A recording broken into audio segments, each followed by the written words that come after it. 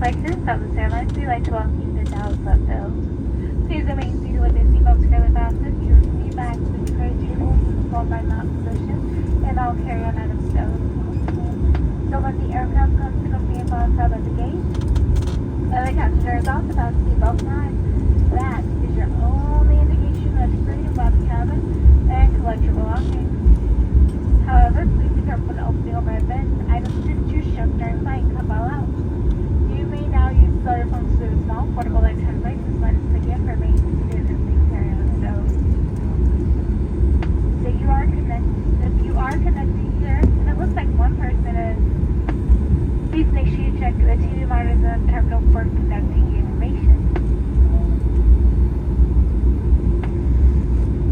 And please be advised the aircraft doors will be open for ground service, so please make sure you're going out the right door, which is the door you came in on. And do me another favor, double check your seat pockets, make sure you have all your cell phones, tablets, keys, wallets, because once you exit, you can now come back on. We know you have many choices when you travel. We thank you so much for joining us. Have a great night. Be safe. Once again, welcome.